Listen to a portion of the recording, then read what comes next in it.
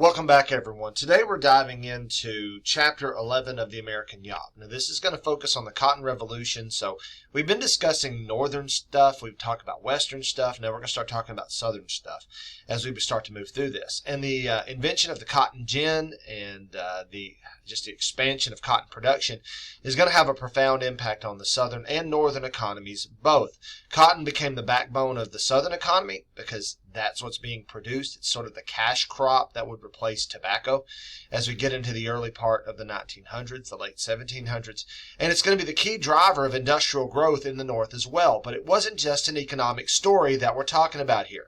Cotton is going to deepen the divisions between North and South. It's going to contribute to political tensions as we start getting into this sort of run up to the American Civil War. So let's explore how this simple crop is going to change the American landscape. Now, in the early 19th century, we're going to see a dramatic transformation of the Southern economy, driven by what we now call the Cotton Revolution. Now, Eli Whitney was a Northerner. He's from Connecticut, and he's down in the South. He's a sort of a hired teacher down around the Savannah area. When he's hired to teach some kids on I believe it's the mulberry plantation outside of Savannah, Georgia. And in 1793, he gets it into his head that there's got to be a better way to take the seeds out of the cotton crop, out of the fiber, out of the cotton, because it was very difficult to do by hand. Cotton seeds have little burrs on them, and it was just very difficult to produce very much of it, to process very much of it into a usable form. And so he says, well, there's got to be a better way to do it. So he makes a very simple machine that does it very well. So this makes large-scale production of cotton profitable, and it also makes it possible, and it sets the stage for the fibers to become the dominant crop of the South. Now, by the 1830s, the South had become the world's largest cotton producer.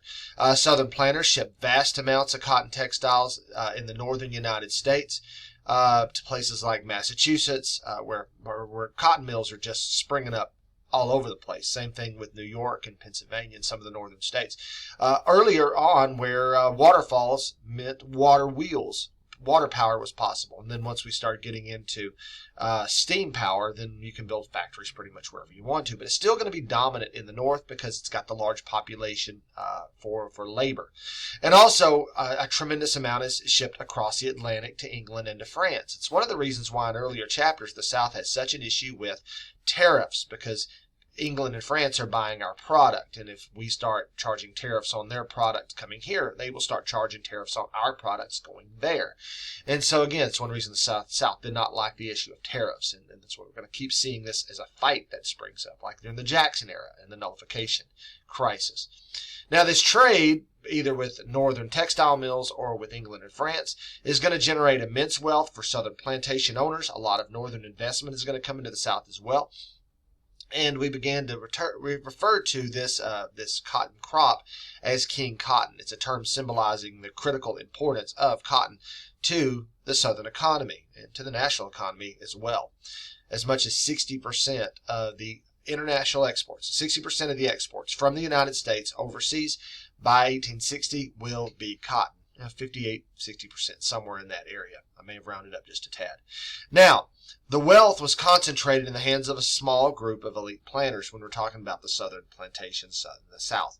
The plantation economy relied heavily on enslaved labor, and as cotton production expands, so did the demand for enslaved labor. By 1860, there are about 4 million enslaved African Americans, and they're laboring in the South, and they're making up the foundation of the region's economy. Now, you go back just a few short years prior to the introduction of the cotton gin, slavery was pretty much on its way out. Even Virginia had talked about gradual emancipation as a system to start to phase slavery out as an institution. But again, cotton is a game changer. Cotton makes things change here, and we start to see a reverse in that trend. And then as we see lands opening up in the West, like in Mississippi and Alabama, where cotton grows very well, we're going to continue to see the increase in that demand for enslaved labor. Now, it's important to recognize that the Cotton Revolution wasn't just a Southern story. Northern industry is going to be deeply connected to Southern cotton. Textile mills, again, states like Massachusetts, New York, Rhode Island are going to rely on Southern cotton to fuel their factories. Places like Lowell, Massachusetts, where Francis Cabot Lowell, I may have his name wrong, who's going to be one of the pioneers of this cotton production. Samuel Slater, who established the first factory in what is today the United States. It was around 1800. So cotton was a raw material for the booming textile industry in the North, making it a crucial part of the Northern economy and Northern economic growth, especially during this Industrial Revolution that's taken hold in America in the early part of the 1800s. Now, while the South was focused on agricultural production, the North is increasingly turning to manufacturing. Northern banks, insurance companies, shipping firms are all heavily invested in the cotton trade, and they're benefiting very much from the profits that are generated from these Southern plantations. So in a way, the prosperity of the North is going to be tied to the economy of the South, and that includes enslaved labor. So while the North is often portrayed as free from slavery, it's crucial to understand how interconnected these economies really were. The industrial boom of the North depended on the exploitation of enslaved labor in the South, even as the two regions developed very different economic and social systems. We talk about the North being industrial, but where are the raw materials coming from that make that industrialization largely possible? What's coming from Southern plantations? So it's really complicated. It's very interconnected. And it's probably another reason why we don't see as many abolitionists in the North, outspoken, virulent abolitionists, than we do. Now, as cotton production expands, so did the institution of slavery. The internal slave trade grew rapidly. Now, the external, international slave trade, that wasn't legal after 1808. Thomas Jefferson signed the bill that Congress passed that made international importation of slaves illegal. But you can still trade it amongst yourselves and from one state to the next. So the international slave trade is going to grow.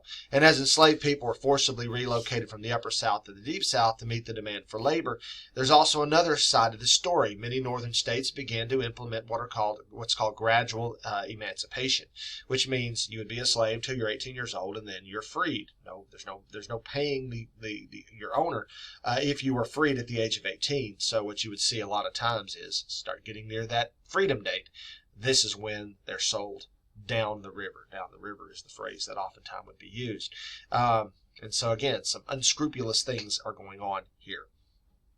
Now, by 1860, the Cotton Kingdom stretched across the Deep South, all the way from South Carolina and Georgia to Texas, especially where we have that line in Texas where just west of what is today Fort Worth, where there comes to be a point where there's just not enough rainfall. But East Texas is going to be cotton country. Now, the conditions that are faced by the enslaved peoples will be pretty much as varied as the communities they're in or the plantations that they're on. But for the most part, we're talking long hours, hours in the fields, under constant, there's the threat of violence. You're going to have the issue of slave drivers. Oftentimes the drivers were other slaves that were given sort of an elevated position to oversee everybody else. The overseers usually were white men that sort of were like managers, more or less. Their job was to make sure that the work kept getting done. If you were a house slave, then you had a very different reality than, say, a field hand. But as we move through the story, you're going to see slaves resisting in different ways, both in large and small ways. We're going to see the preservation of cultural traditions, forming families, even though in most cases, if not all cases, legal marriages were not recognized by Southern society at the time. We're going to see certain acts of rebellion. You're out in the field and the hoe that you're using, you break it. Well, you got to go back and get a new one. That's going to take time out of your work, or things like that. So both small and large forms of rebellion. I've even heard stories of setting barns on fire.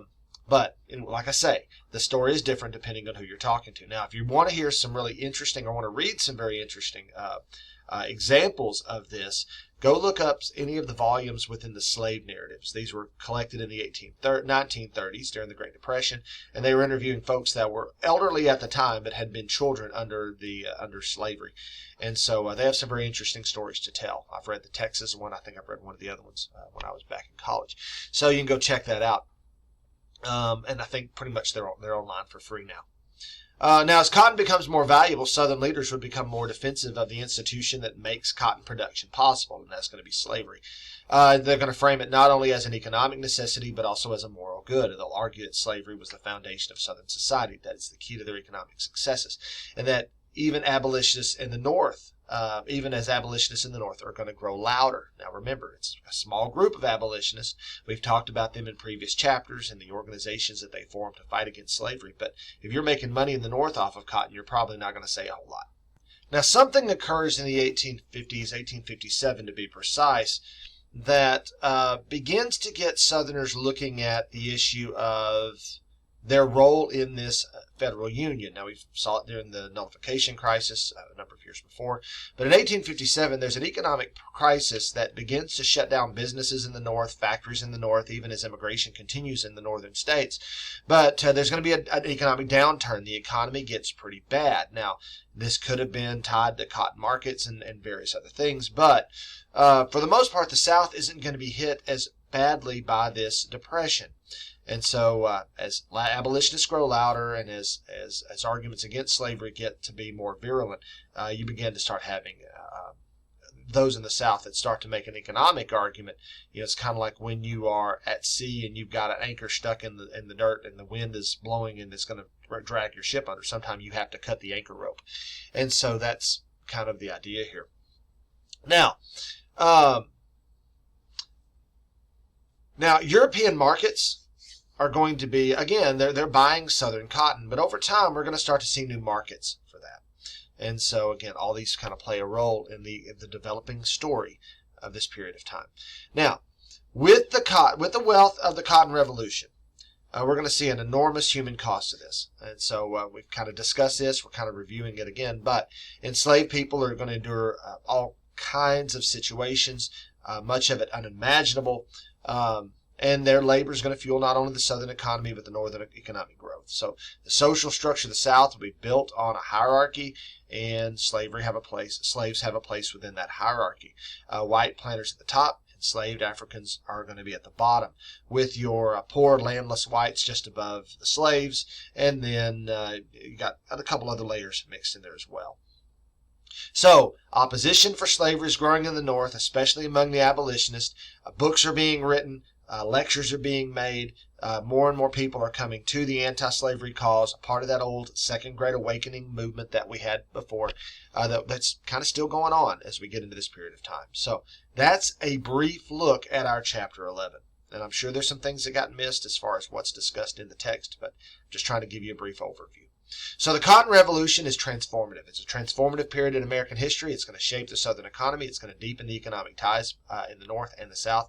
And it's going to entrench the institution of slavery even deeper, especially at the heart of the American American industrial system.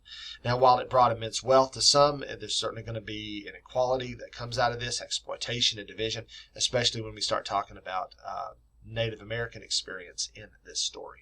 So, hopefully this was helpful. And leave me a thumbs up if you have anything, or give me comments if you need them, and I'll see what I can do. Try to answer your questions if you have them. Take care, and good luck on any test you have down the road.